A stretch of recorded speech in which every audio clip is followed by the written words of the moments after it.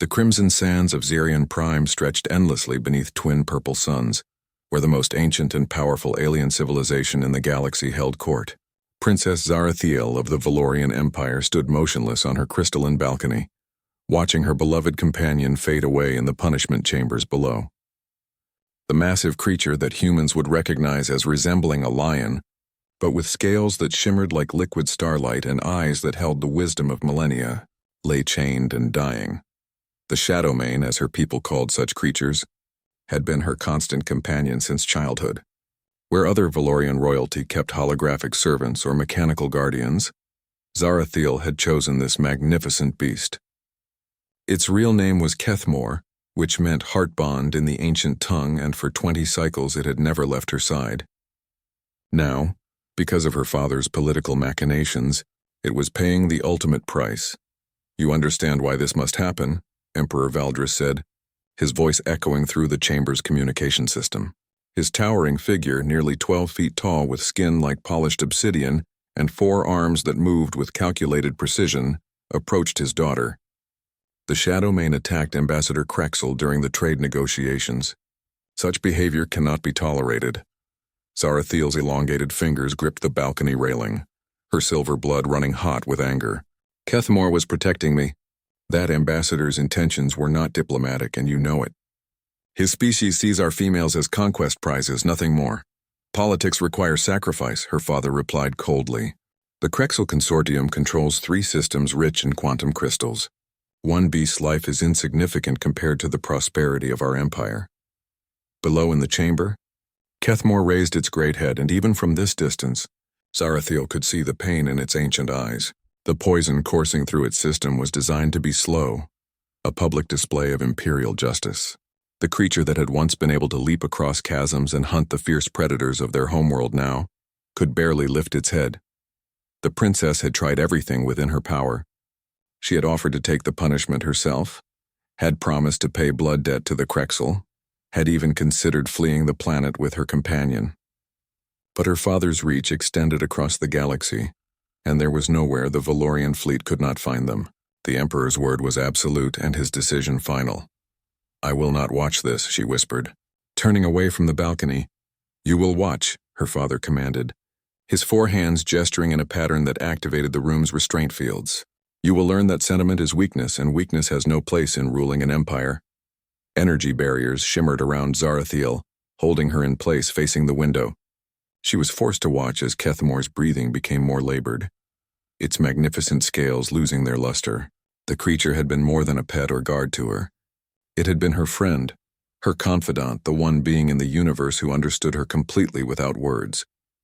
As the day wore on, other members of the royal court gathered to witness the execution. They whispered among themselves about the princess's attachment to a mere animal, how unbecoming such emotion was for future empress. Some even suggested that this lesson would strengthen her, make her more suitable to rule with the iron fist their empire required. But Zarathiel felt something breaking inside her chest as she watched Kethmor struggle for each breath. The loyalty and love she had felt for her people, for her father's empire, began to crack like ice under pressure. How could a civilization that claimed to value honor and strength be so cruel to an innocent creature whose only crime was loyalty? When the purple suns began to set, casting long shadows across the punishment chamber, Kethmor finally collapsed completely. Its great chest still rose and fell, but barely. The royal physicians had calculated the poison's effects precisely, ensuring maximum suffering before death would finally claim the Shadowmane near dawn. The Emperor dismissed the court, but kept his daughter restrained, forced to maintain her vigil. "Tomorrow you will thank me for this lesson," he said before leaving her alone with her grief. Alone in the darkness, with only the faint glow of distant stars illuminating the chamber below, Zarathiel made a decision that would change everything. She began to quietly speak the words of an ancient ritual, one taught to her in secret by her grandmother before the old queen's death. It was forbidden magic, older than the empire itself, but it might give Kethmor a chance. Using her own silver blood as a catalyst, she began to weave a preservation spell around her dying companion. It would not heal the poison, but it might slow its effects long enough for someone somewhere to find another solution. It was a desperate gamble, one that would cost her much of her own life force, but she could not simply watch her heart bond die. As the spell took hold, a faint shimmer surrounded Kethmore's body. The creature's eyes opened one last time, finding hers across the distance, and she saw something impossible there. Hope. But the effort of the spell drained her severely, and as dawn approached, Princess Zarathiel collapsed unconscious against the balcony railing, not knowing that her desperate act had sent ripples across space and time, calling out to someone who might be willing to help where her own people had failed. 3 systems away, Captain Marcus Chen of the human exploration vessel Defiant Spirit was having the worst month of his military career.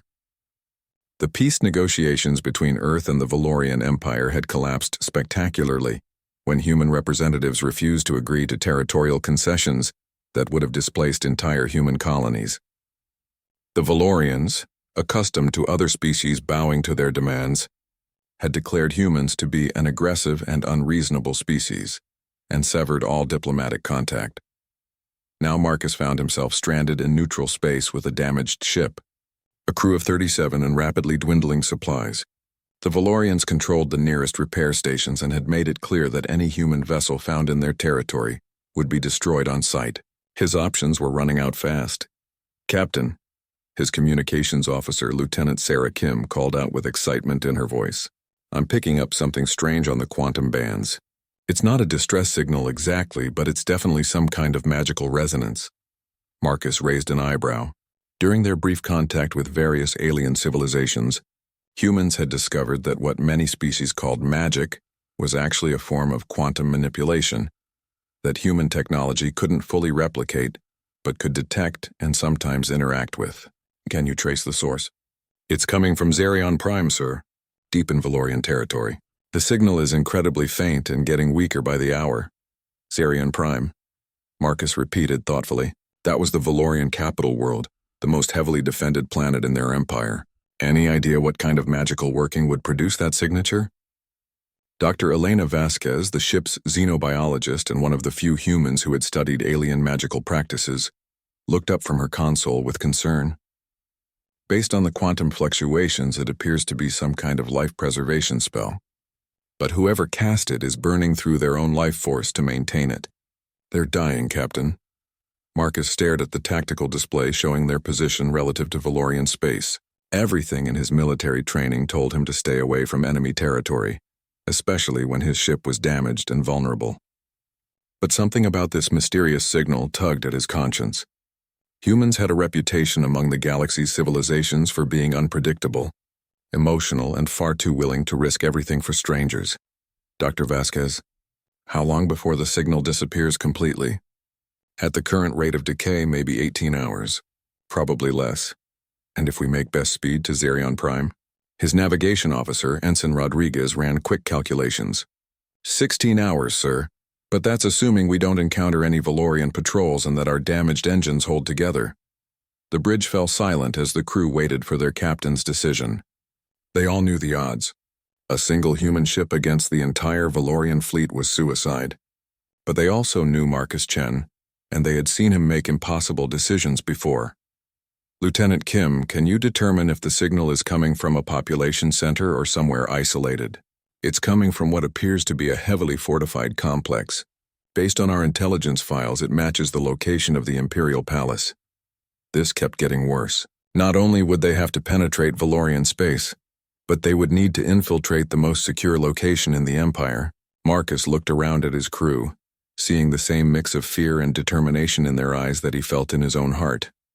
"I know this sounds insane," he began, "but something about this signal feels important. Call it intuition, call it stupidity, but I can't shake the feeling that someone needs our help." "Sir," his first officer, Commander Janet Torres, spoke up. "Even if we could reach Zerion Prime undetected, how would we extract whoever is sending that signal?" "We're talking about the Imperial Palace of a hostile alien empire." Marcus was quiet for a long moment, studying the display. Then a grin spread across his face, the kind of grin that had gotten him into trouble throughout his career. "Who says anything about being undetected? Sarah, send a transmission on all Valorian frequencies.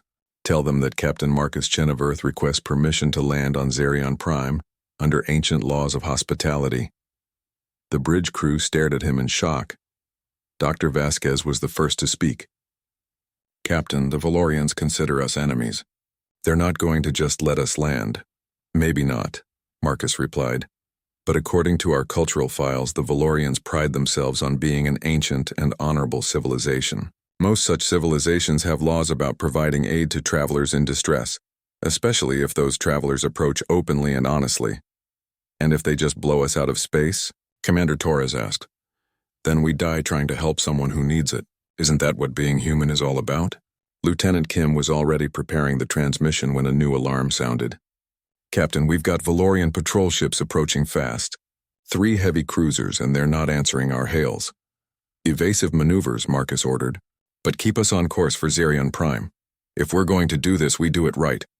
The defiant spirit shuddered as Valorian energy weapons passed close to her hull. Marcus's crew worked frantically to reroute power from non-essential systems to shields and engines. But they all knew their damaged ship couldn't outrun healthy Valorian vessels for long. "Sarah, are you getting any response to our hospitality request?" "Nothing, sir. They're jamming most frequencies, but that magical signal is getting stronger as we approach the planet." "Dr. Vasquez, what does that mean?" The xenobiologist looked puzzled as she studied her readings. "It's almost like whoever is casting that spell knows we're coming. The life force drain is accelerating, but the preservation effect is getting more powerful. They're risking everything on the chance that we might help." Marcus felt a chill run down his spine. Someone on that planet was literally dying to keep something or someone alive until humans could arrive. He had no idea who they were or why they would trust a species they had never met. But he knew he couldn't let that faith be misplaced. "All hands, prepare for atmospheric entry. This is going to get rough." The defiant spirit screamed through Zerion Prime's atmosphere like a falling star, pursued by a squadron of Valorian interceptors. Marcus gripped his command chair as the ship shook violently, their damaged shields sparking and failing under the combined stress of atmospheric entry and enemy fire. "Hull temperature rising beyond safe limits," reported Chief Engineer Watson over the intercom. "These old girl won't take much more of this." "Almost there," Marcus replied, watching as the massive spires of the Imperial Palace grew larger on their view screen. The structure was enormous, easily the size of a human city, with crystalline towers that seemed to pulse with their own inner light. "Sarah, any word from Palace Control?" "Still nothing, Captain." But that magical signal just spiked again. "Whoever's casting it knows we're here." The ship suddenly lurched as a Valorian energy beam struck their port engine. Warning lights flashed across the bridge as systems began failing. Marcus realized they had perhaps one chance to land before their ship broke apart completely. "There," Dr. Vasquez pointed to a large courtyard near the center of the palace complex. "The magical signal is coming from that area. If we can set down there." "It's going to be a crash landing," Marcus announced to his crew. "All hands, brace for impact." The defiant spirit hit the crystalline courtyard with tremendous force, skidding across the smooth surface and finally coming to rest against an ornate fountain. Steam rose from the ship's hull as emergency systems activated, and the bridge was filled with the acrid smell of burned electronics. "Damage report," Marcus called out as he pulled himself from his chair. "Engines are completely fried," Watson reported. "Life support is stable for now, but we're not flying anywhere soon." "Movement outside," Lieutenant Kim announced, pointing to the view screen. Lots of movement. Through the damaged display, they could see hundreds of Valorian palace guards surrounding their ship. The aliens were impressive and intimidating, standing nearly 12 feet tall in gleaming armor that seemed to be made from the same crystalline material as the palace itself. Their weapons were trained on the human vessel, but curiously, they weren't firing. "Why aren't they attacking?" Commander Torres wondered aloud. Dr. Vasquez was studying her instruments with growing excitement. "Captain, the magical signal is coming from directly below us. There's some kind of chamber underneath this courtyard, and whoever is down there is still alive." A new voice suddenly filled the bridge, speaking in accented but clear English. "Human vessel, this is Emperor Valdris of the Valorian Empire. You have violated our sovereign space and damaged Imperial property. Explain yourselves before I order your destruction." Marcus took a deep breath and activated the communication system. "Emperor Valdris, This is Captain Marcus Chen of Earth. We detected a distress signal of magical origin and responded according to our conscience and your empire's ancient laws of hospitality. There was a long pause before the Emperor responded. Humans know nothing of our laws or customs. You are here as spies or invaders. With respect, Your Imperial Majesty, if we were spies or invaders, would we have announced our arrival and requested permission to land? We came here because someone on your world is dying, and they reached out across space itself for help. Another pause, this one even longer. When the Emperor spoke again, his voice carried a note of uncertainty. What do you know of this distress signal? Dr. Vasquez gestured for Marcus to continue, and he pressed on. Our instruments detect a life preservation spell being maintained by someone who is burning through their own life force to keep another being alive. Whoever is casting it won't survive much longer, and neither will whoever they're trying to save. The communication channel fell silent for several minutes. Through the view screen, they could see the Emperor himself approaching the ship. He was even more imposing in person, his forearms moving in complex patterns as he spoke with his advisors. Finally, his voice crackled through their speakers again. You will exit your vessel one at a time with hands visible and weapons surrendered. Any attempt at deception or violence will result in immediate execution. Understood, Marcus replied. He turned to his crew. Dr. Vasquez, you're with me. The rest of you stay with the ship and keep monitoring that signal. As the ship's airlock opened, Marcus and Elena stepped out into the alien atmosphere of Zarion Prime. The air was breathable, but carried strange scents of ozone and unfamiliar flowers. The palace guards immediately surrounded them, their weapons trained but not yet firing. Emperor Valdris approached, towering over the humans even more dramatically in person. His obsidian skin seemed to absorb light, and his forearms moved with fluid grace as he gestured. So these are the humans who dare to lecture me about hospitality while violating my sovereign space. Your Majesty, Marcus said, maintaining eye contact despite the height difference, we didn't come here to lecture anyone. We came here because someone is dying, and in human culture, when someone needs help, you help them. It's that simple.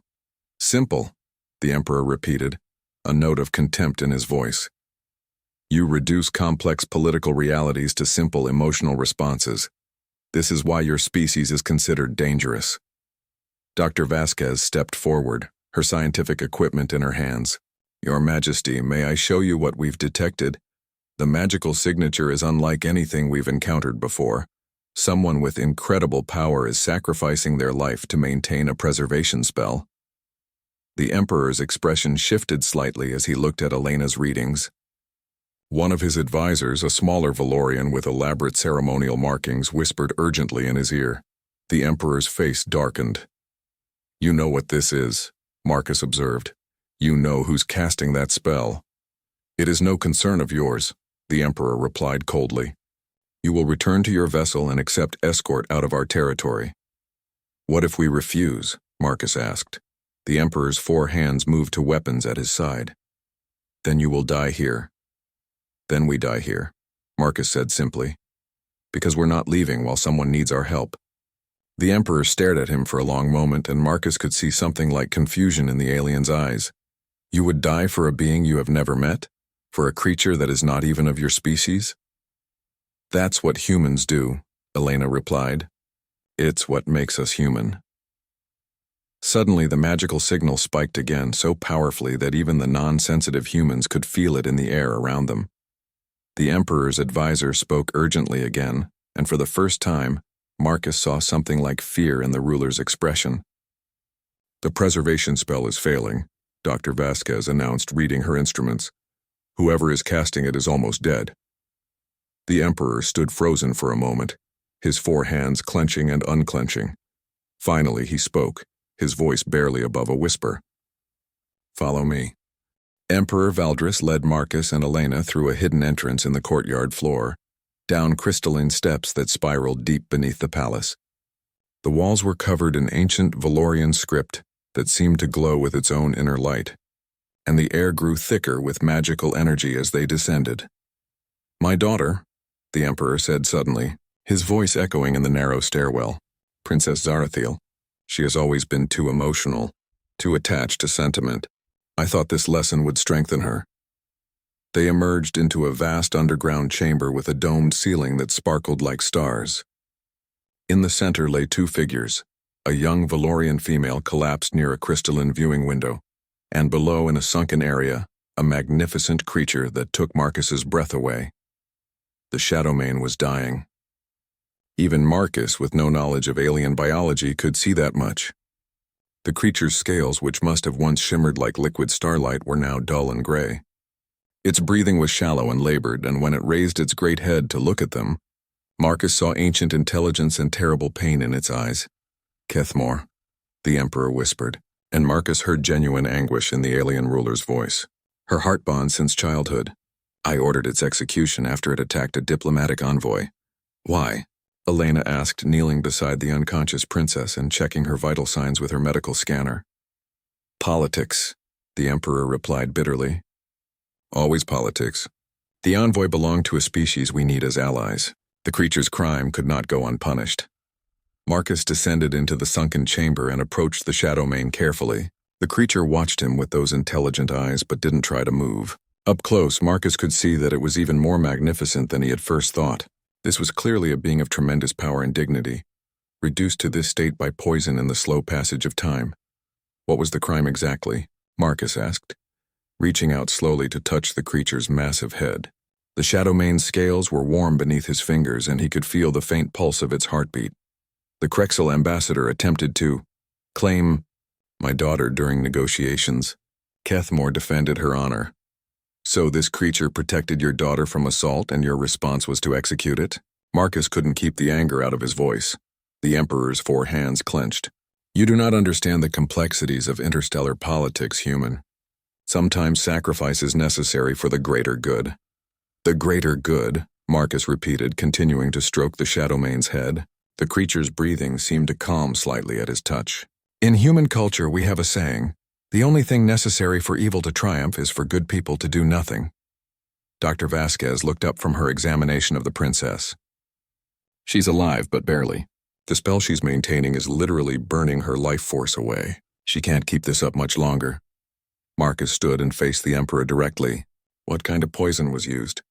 Xerion Nightshade, it is "Traditional for executions. Slow but certain death." "Traditional doesn't mean right," Marcus said firmly. "Can it be reversed?" The Emperor was quiet for a long moment. "There is an antidote, but the damage may already be too severe. And even if the creature could be saved, the political consequences—" "Forget politics for a moment," Marcus interrupted. "Look at your daughter. Look what your political necessities have cost you." The Emperor did look, and Marcus saw the pain in his alien features as he gazed at his unconscious daughter. She was to be my heir. Strong, intelligent, capable of ruling an empire. But she is too emotional, too willing to sacrifice everything for personal attachments. "Maybe," Marcus said. "But she's also willing to sacrifice everything to protect an innocent creature. That sounds like exactly the kind of leader the galaxy needs." Elena's scanner beeped urgently. "Captain, the princess's life signs are failing rapidly. If she doesn't stop maintaining this spell soon, she's going to die." Marcus made a decision that would change everything. He knelt beside the Shadowmane again and looked into its eyes. "Can you understand me, friend?" The creature's eyes focused on him with unmistakable intelligence, and it made a low rumbling sound that seemed like an attempt at communication. "Your princess is dying to keep you alive, but we might be able to help you both. Do you trust me?" The Shadowmane studied Marcus for a long moment. Then slowly, deliberately, it pressed its great head against his hand in what could only be interpreted as acceptance. Marcus stood and faced the Emperor again. "I'm making you an offer, Your Imperial Majesty.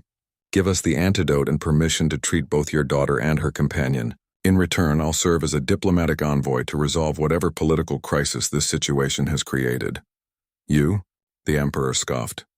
"A human captain with no understanding of our ways?" "A human captain who just flew into the heart of enemy territory to help a stranger," Marcus corrected. "A human who's willing to put his life on the line to save both your daughter and her heart bond. I think that might count for something with your political allies." The Emperor was silent for a long time, looking between his dying daughter and the creature she was sacrificing herself to save. Finally, he turned to one of his guards. "Bring the antidote." and summon the royal physicians." As the guard hurried away, Marcus felt a hand weakly grasp his arm. Princess Zarathiel had awakened and was looking at him with eyes that were startlingly similar to her father's, but filled with hope instead of resignation. "Human," she whispered in heavily accented English. "You came." "We came," Marcus confirmed. "And we're going to save you both." The princess's grip tightened on his arm. "Kethmore, he is more than a pet. He is family. He is, how do you say, part of my soul." Marcus looked down at this alien princess who had been willing to die for her companion, and he felt a deep respect for her courage. "I understand. And I promise you we're not going to let either of you die today." The Emperor watched this exchange with unreadable eyes, and Marcus wondered what thoughts were going through the mind of this powerful alien ruler as he saw his daughter saved by the very humans he had declared enemies. The next few hours passed in a blur of frantic activity. Valorian royal physicians worked alongside Dr. Vasquez to administer the antidote to Kethmore, while simultaneously treating Princess Zarathiel for the severe life force depletion caused by her preservation spell. Marcus found himself caught between two worlds, serving as translator not just of languages but of cultures and intentions. The Shadowmane's recovery was slow but steady. As the poison left its system, the creature's scales gradually regained their lustrous shimmer, and its breathing became stronger. But it was clear that the ordeal had taken a tremendous toll. The once mighty predator could barely lift its head, let alone stand. "The physical damage will heal," Dr. Vasquez reported to Marcus as she monitored both patients. "But the psychological trauma runs deep. Kethmore trusted these people completely, and they betrayed that trust. Recovery from that kind of wound takes time." Princess Zarathiel was conscious but weak, her silver blood flowing slowly as her body worked to regenerate the life force she had expended. She never took her eyes off her companion, speaking to it in soft tones in the ancient Valorian tongue. The Shadowmane responded with low rumbles and gentle movements of its great head, a conversation that needed no translation. Emperor Valdris stood apart from the medical activity, his forearms crossed as he watched his daughter and her heart bond. Marcus could see the internal struggle playing out on the alien ruler's features. This was a being accustomed to making hard decisions for the good of his empire, but now faced with the consequences of those decisions on a deeply personal level. "She will never forgive me," the Emperor said quietly to Marcus. "Maybe not," Marcus replied honestly, "but that doesn't mean you can't try to make things right." "And how would you suggest I do that, human?" "The Krexel Consortium still demands satisfaction for the attack on their ambassador. If I do not provide it, they will withdraw from our trade agreements and potentially align with our enemies." Marcus considered this. During his brief military career, he had learned that the most complex problems often had surprisingly simple solutions if you were willing to look at them from a different angle. "Tell me about this ambassador. What exactly happened during the attack?" The Emperor's expression darkened. "Ambassador Krexel was pressing his suit with my daughter rather aggressively during trade negotiations. When she refused his advances, he became physical. Kethmore intervened to protect her. So the Shadowmane was defending your daughter from sexual assault? The Krexel do not see it in such terms. In their culture, taking a mate by force is considered a sign of strength and desire." Marcus felt his jaw clench. "And you were willing to execute Kethmore to appease the sensibilities of a species that considers rape acceptable?" The Emperor's four hands moved in what Marcus was beginning to recognize as a gesture of frustration. "You simplify complex realities, human. The Krexel control resources we need. Sometimes distasteful compromises must be made." "No," Marcus said firmly. "Some things are not negotiable. The protection of the innocent is one of them." Before the Emperor could respond, Princess Zarathiel spoke from her medical bed. "Father, the human is correct. You taught me that strength protects the weak, that honor demands we stand against injustice. How does sacrificing Kethmore serve either strength or honor? Daughter, you do not understand the full picture. I understand that you were willing to kill my heart bond to protect trade agreements with rapists," she said, her voice growing stronger despite her weakness. "What does that say about the empire we claim to rule with honor?" Marcus saw his opportunity. "Your Imperial Majesty, what if there was another way? What if instead of appeasing the Krexel, you made it clear that their behavior was unacceptable and lose their alliance? Risk war? Sometimes standing up to bullies is the only way to stop them from bullying," Marcus replied. And if other species see that the Valorian Empire protects the innocent rather than sacrificing them for political convenience, might that not attract better allies? Dr. Vasquez looked up from her medical tricorder. Captain, I think you should see this. Marcus approached the shadow mane, which had managed to lift itself into a sitting position. The creature's eyes were now fully alert and focused on him with an intensity that was both humbling and slightly unnerving. What am I looking at, Doctor? Kethmore isn't just intelligent in the way we might expect from a highly evolved predator. These readings suggest cognitive capabilities that rival any sentient species we've encountered. This creature is essentially a person, Marcus. The implications hit him immediately. The Valorians hadn't just been executing a beloved pet. They had been executing a sentient being whose only crime was protecting someone they loved from assault. Your Imperial Majesty, Marcus said, turning back to the Emperor. Did you know about Kethmore's level of intelligence? The Emperor was quiet for a long moment. Shadowmanes have always been special. They choose their bonds, not the other way around. But we have never considered them truly sentient. Well, they are, Dr. Vasquez said definitively. And if that's the case, then what happened here wasn't just an execution. It was attempted murder of a sentient being who was defending an innocent from assault. Princess Zarathiel struggled to sit up, her eyes blazing with a mix of vindication and anger. You see, Father? You see what your political necessities truly were? Marcus watched the Emperor process this information, seeing the exact moment when the full weight of his actions hit him. This was a ruler who prided himself on honor and justice, coming to terms with the fact that he had nearly committed murder to appease allies who condoned rape. The Krexel ambassador, the Emperor said slowly. He is still on planet, awaiting my response to his demands. Then perhaps, Marcus suggested, it's time to give him a response he wasn't expecting. Kethmore made a rumbling sound that somehow conveyed approval, and Princess Zarathiel smiled for the first time since Marcus had met her. But the real surprise came when Emperor Valdris began to smile as well, an expression that transformed his austere features completely. Human, the Emperor said. I believe you mentioned something about serving as a diplomatic envoy. The confrontation with Ambassador Krexel took place in the Emperor's formal throne room, a vast chamber with crystalline walls that seemed to pulse with the heartbeat of the planet itself. Marcus stood beside Emperor Valdris, feeling distinctly small next to the 12-foot-tall alien ruler, but his resolve had never been stronger. Ambassador Krexel was a grotesque specimen even by alien standards. His species resembled a cross between a spider and a slug, with multiple eyes that moved independently and a mouth full of needle-sharp teeth.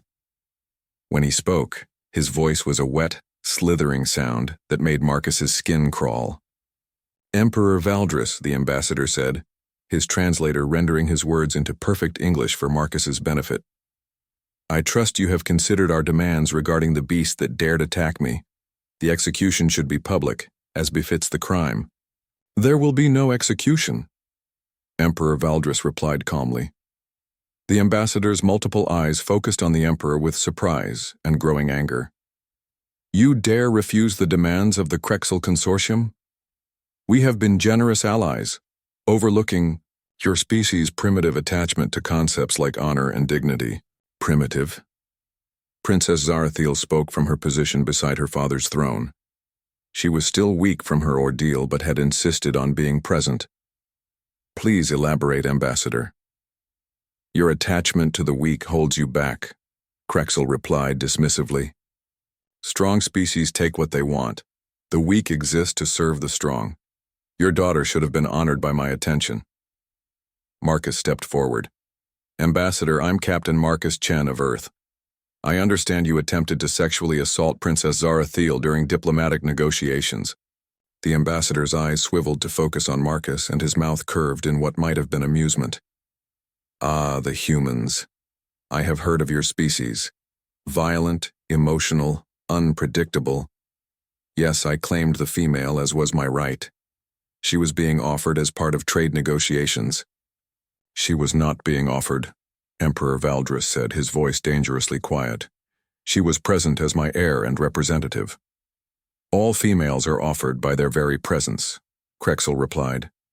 This is the natural order. The strong take, the weak submit. Marcus felt his anger building, but he kept his voice level. Ambassador, in human culture, what you describe is called rape. It is one of the most serious crimes possible. Your species is young and foolish, Krexel sneered. You will learn. Actually, Marcus said, I think it's time you learned something. Before anyone could react, Marcus moved with the lightning speed that had made him one of Earth's most effective military officers. He crossed the distance to the ambassador in 2 quick steps and delivered a devastating punch to what he hoped was the alien's solar plexus equivalent. Ambassador Krexel doubled over, making horrible gasping sounds. His multiple eyes watered and his needle teeth clicked together rapidly. Marcus grabbed the alien by what passed for his collar and hauled him upright. Here's a lesson from a primitive species, Marcus said, his voice deadly calm. We protect the innocent. We stand up to bullies, and we sure as hell don't tolerate rapists. The ambassador's guards moved to intervene, but Emperor Valdris raised one of his 4 hands, stopping them. The alien ruler was watching the scene with fascination rather than anger. You struck me, Krexel gasped. This is an act of war. No, Marcus replied. This is an act of justice, and if your consortium wants to start a war over my refusal to let you assault Princess Zarathiel, then bring it on. You are one small ship, the ambassador sneered. We have fleets, and we have something you don't, Marcus said, releasing the alien and stepping back. We have allies who share our values.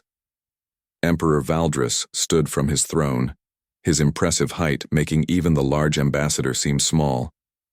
Ambassador Krexel, Captain Chen speaks for me in this matter. The Valorian Empire hereby formally protests your assault on my daughter and demands reparations. Reparations? The ambassador's eyes bulged even further. You demand reparations? From us? 100,000 quantum crystals, the Emperor continued, and a formal apology to Princess Zarathiel. In addition, any future trade negotiations will include strict protocols regarding the treatment of all participants, regardless of gender or species. This is madness. The consortium will never agree to such terms. Then the consortium is free to seek trade partners elsewhere, Princess Zarathiel said, rising from her position beside the throne. Despite her weakness, she carried herself with unmistakable royal authority. Perhaps they will find species more compatible with their cultural values. Marcus watched the ambassador's expression change as the full implications of the situation became clear. The Valorian Empire was one of the most powerful and resource-rich civilizations in the galaxy. Losing them as allies would be a devastating blow to the Krexel consortium. You cannot be serious, Krexel said. Over one insignificant female, and a mere animal? That insignificant female is my heir, Emperor Valdris replied, and that mere animal is a sentient being who was protecting her from assault. Neither their safety nor their dignity is negotiable. And, Marcus added, if the consortium chooses to make this a military matter, they'll find that humans have very strong opinions about rapists and bullies. Earth may be young, but we've never lost a war. The ambassador looked around the throne room, taking in the faces of the Valorian courtiers and guards. Where he might have expected to see uncertainty or fear, he found only cold determination. These aliens had made their choice, and they were prepared to stand by it. The consortium will remember this insult, Krexel hissed finally. I hope they do, Marcus replied. Because the next time one of your people tries to assault an innocent, the response is going to be much less diplomatic. As the ambassador and his entourage were escorted from the throne room, Emperor Valdris placed one of his 4 hands on Marcus's shoulder. Captain Chen, you have given me much to think about regarding the nature of strength and the responsibilities of power. Your Imperial Majesty, you were already thinking about it. You just needed someone to remind you that sometimes doing the right thing is more important than doing the convenient thing. Princess Zarathiel approached them, moving slowly but steadily. Father, I want to make a formal request. What is it, daughter? I want Captain Chen to be appointed as permanent human ambassador to our empire, and I want to visit Earth to study their diplomatic methods. The Emperor looked thoughtful. And, what of Kethmore? The creature is still recovering from its ordeal. Kethmore goes where I go, the princess said firmly. That has always been our way.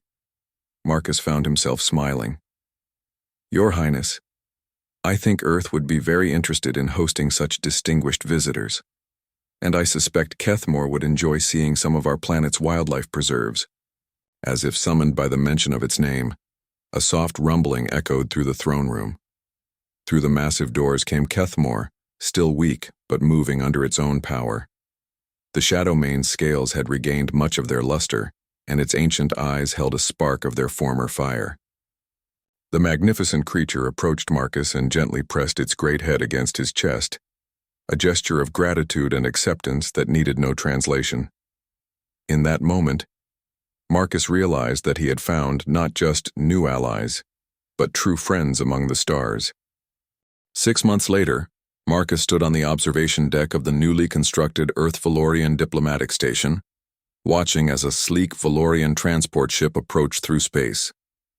The station hung in neutral territory between the two systems, a symbol of the alliance that had grown from a desperate rescue mission into something far greater. The Krexel Consortium had initially attempted to organize a coalition against the emotional and unstable human-Valorian alliance, but their efforts had backfired spectacularly.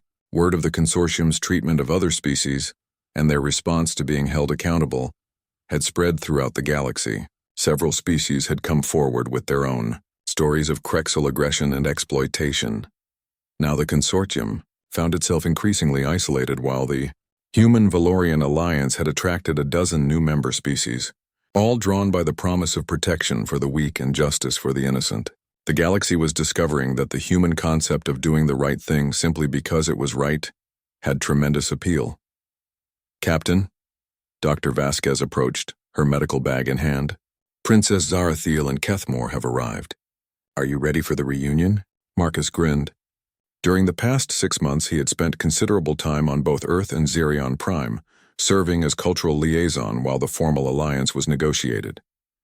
But he had missed his friends, especially the magnificent Shadowmane who had claimed a special place in his heart. The airlock cycled open, and Princess Zarathiel emerged, looking healthier and more confident than Marcus had ever seen her. Her silver hair had grown longer and was now woven with small crystals that caught the light, and her eyes sparkled with excitement. Behind her came Emperor Valdris, who had insisted on personally escorting his daughter on her first official diplomatic mission. But it was the third figure that made Marcus's heart skip a beat. Kethmore bounded through the airlock with fluid grace, its scales shimmering like liquid starlight, and its ancient eyes bright with intelligence and joy. The Shadowmane had not only fully recovered from its ordeal, but seemed to have grown even more magnificent in the months since Marcus had last seen it. Marcus, Princess Zarathiel called out, using the informal version of his name she had adopted during their friendship. The Valorian rushed forward and embraced him in greeting, a gesture that would have been unthinkable in the rigid protocol of the old imperial court. Your Highness, Marcus replied, returning the embrace warmly. You look wonderful. I feel wonderful, she said. For the first time in my life, I feel like I can be both a princess and myself. Kethmore approached more sedately but with obvious affection, pressing its great head against Marcus's chest in the gesture that had become their traditional greeting. Marcus ran his hands over the Shadowmane's scales, marveling again at the creature's beauty and intelligence. Hello, old friend, he murmured. I've missed you too. Emperor Valdris approached, and Marcus was struck again by how much the alien ruler had changed. Where once there had been rigid authority and cold calculation, now there was warmth and genuine emotion. The Emperor had learned to balance the needs of empire with the demands of conscience, and the result was a stronger, more respected leader. Captain Chen, the Emperor said formally, then broke into what was becoming a familiar smile. Marcus, thank you for hosting the celebration. The celebration was the formal signing of the Mutual Protection and Cultural Exchange Treaty between Earth and the Valorian Empire, but it had grown into something much larger. Representatives from 14 different species were present, all eager to join what was being called the Alliance of Conscience. How are the preparations going for the Earth visit? Marcus asked as they walked toward the station's main conference room. Kethmore is particularly excited about your wildlife preserves, Princess Zarathiel replied. And I confess I'm curious about this democracy concept your people practice. Father has been considering implementing some democratic reforms in our own empire. Emperor Valdris nodded. Your species has taught us that strength comes not from rigid control, but from the willing cooperation of free beings. It is a lesson we are still learning, but one we value greatly. They entered the conference room where representatives from the various Alliance species were gathering. Marcus was struck by the diversity of beings present, from the crystalline Etherians to the plant-like Sylvani, to the energy beings known as the Lumina.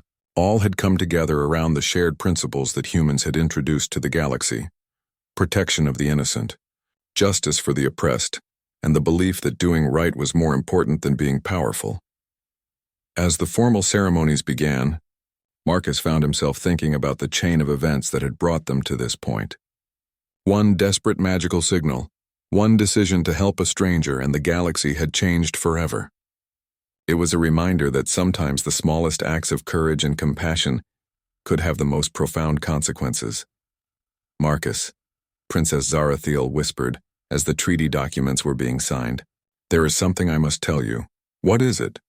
"Kethmore has been restless lately. He keeps staring at the stars and making sounds I have never heard before." Marcus looked at the Shadowmane, who was indeed gazing out the large viewport at the stars beyond. "What do you think it means?" "I believe," she said quietly, "that my heart bond is sensing something out there. Someone else who needs help." As if responding to their conversation, Kethmore suddenly raised its great head and made a low, resonant call that seemed to vibrate through the station's hull.